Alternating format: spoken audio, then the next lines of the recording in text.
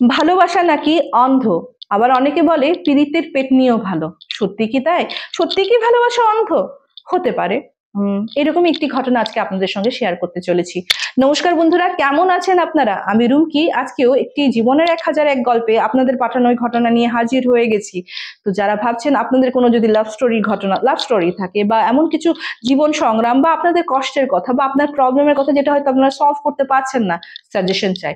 এমন কোনো বন্ধু পাচ্ছেন না যাকে এই প্রবলেমের কথা বলা যায়, অনামিকা নামে পাঠিয়ে দিতে পারেন আমাদেরকে। আমরা কিন্তু আপনার পাশে বন্ধু হয়ে দাঁড়াবো। এখানে অনেক এরকম মেম্বার আছে যারা খুব ভালো ভালো সাজেশন দেয়। পাঠিয়ে দিন 8011006740, নতুবা আমাদের মেইল আইডি কথায় গল্প @gmail.com, ওটা হোয়াটসঅ্যাপ নাম্বার, এটা মেইল আইডি দিলাম, মানে একই রেখেছি, কথায় গল্পেরই রেখেছি। তো চলো আজকের ঘটনাটা আমি শেয়ার করি। আজকের ঘটনাটা আমাদেরকে সঙ্গে শেয়ার করেছে হলো মিঠু প্রামাণিক। হ্যাঁ, অ্যাকচুয়ালি মিঠুর বন্ধুর সঙ্গে ইনসিডেন্টটা হয়েছে। অ্যান্ড মিঠু এই বন্ধুটা না তোমার আদিবাসী আদিবাসী মানে যেমন আমাদের আসামেরই, এটা কোকরাঝাড়ের ঘটনা। হ্যাঁ, তো আদিবাসী সম্প্রদায় পড়ে এবং মিঠুর সঙ্গে কিন্তু প্রচন্ড ভালো বন্ডিং। তো মিঠু যখন তোমার ক্লাস 11-এ পড়ে, মানে এইচএস ফার্স্ট ইয়ার, আমাদের ওখানে এইচএস ফার্স্ট ইয়ার বলে, তখন থেকে এই ওর যে মিঠুর যে এই বন্ধু, এই বন্ধুটার আমি একটা ছদ্মনাম দিয়ে দিচ্ছি, অনু। হ্যাঁ, অনু একটা ছেলেকে ভালোবাসতো। তো ঠিক আছে, ও কিন্তু প্রচন্ড সিরিয়াস ছিল। আর ছেলেটা হলো তোমার ইয়ে ছিল, অসমিয়া ছিল। হ্যাঁ, আর ও তো বললাম আদিবাসী, অন্য অন্য ইয়ে ছিল। তো আসামিস ছিল, অসমিয়া ছিল, অনেকদিন ধরে ওরা কোকরাঝাড়েই থাকতো। ছেলেটা দেখতে খুবই সুন্দর।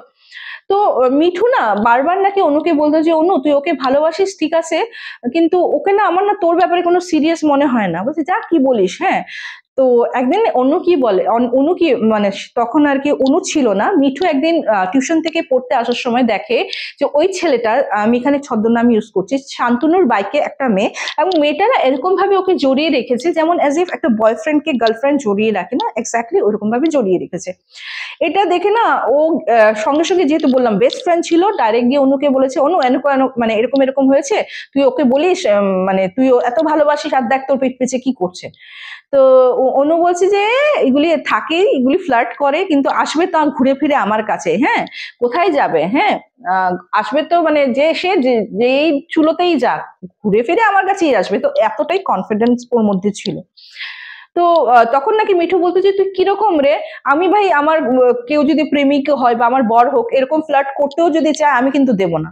হ্যাঁ, আমার এটা কষ্ট, তুই যদি করিস ওর কষ্ট হবে না। বলছি দূর, আমি তো ওই আমার জন্য কাফি। তখন অনুকে মিঠু একটা কথা বলেছে, তার মানে তুই কি ওর জন্য কাফি না? সেদিন নাকি অনু কোনো উত্তর দেয়নি।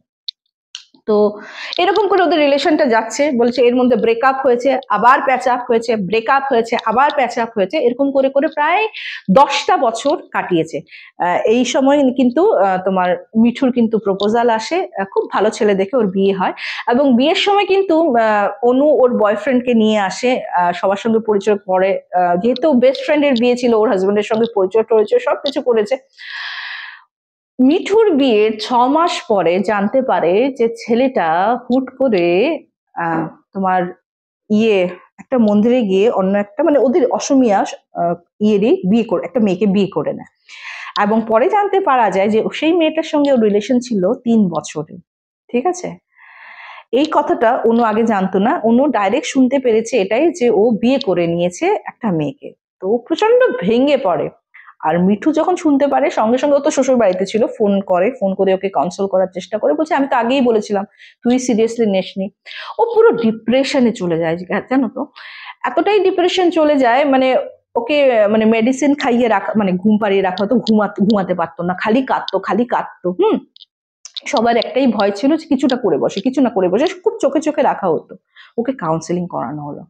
তারপর আস্তে আস্তে ওকে না নানা রকম অ্যাক্টিভিটিতে বিজি করে রাখার চেষ্টা করছিল ঘরের মানুষ।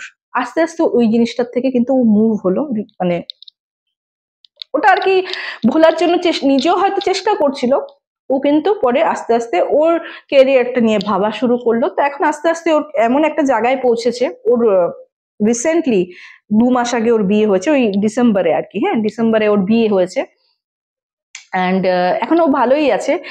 বাট অনু মানে মিঠু আমাকে যেটা বলেছে, অনুকে আমি এতবার বলেছিলাম দিদি, এতবার বলেছি, অনু এতটাই এত ভোলা ভালা একটা মেয়ে ছিল। ও কিন্তু মানে এটা কি কি ভালোবাসা কি অন্ধ, এটাকেই বলে? সত্যি কি অন্ধ? তো বলছে যে তখন যদি ও এই জিনিসটা আমার কথাটা শুনতো, আজকে ও 10 বছরের একটা রিলেশন ইমোশনালি পুরোপুরি জড়িয়ে গেছিল, আজকে ও ডিপ্রেশনে যেত না, আজকে ওর এই কন্ডিশন হতো না, মানে অল্পতে যদি মিটিয়ে ফেলতো। অনেক সময় আমরা হয়তো অনেক কিছু জানি, জেনেও শুনেও কিন্তু আমরা চোখটা বন্ধ করে রাখি, কিন্তু এটা কিন্তু প্রচন্ড অন্যায় করছি। আমাদের নিজের সঙ্গে তো বটেই, কিন্তু আমরা যদি আজকে মানে অনু যদি আওয়াজ তুলতো, ছেলেটাকে যদি শিক্ষা দিত, হয়তো আরো কয়েকটা মেয়ে যারা ইমোশনালি হয়তো ওর সঙ্গে জড়িয়ে গেছিল, ওদের ইমোশনটাও তো ভাঙলো, তাই না? কতগুলি মেয়ের জীবন নষ্ট হলো। তো একটা কথা আমি সবসময় বলি, আমি কোনো পার্টিকুলার কোনো জেন্ডারকে কোনোদিনও আমি বলি না যে শুধু ছেলেরাই খারাপ, মেয়েরা খারাপ না, না, আমি সবসময় বলি যে ছেলেদের মধ্যেও ভালো মন্দ আছে, মেয়েদের মধ্যেও ভালো মন্দ আছে। তো দুজনকেই বলবো যে পারস্পরিক যখন একটা সম্পর্ক হয় যাচাই করে নিও, অ্যান্ড এটা দেখো যেতে নিজের আত্মসম্মানটাকে বারবার যা মাটিতে পিষতে হয়, নিজের আত্মসম্মান বজায় রেখে দুজন দুজনকে সম্মান করে বিশ্বাস করে কিন্তু একটা রিলেশন শুরু করা উচিত।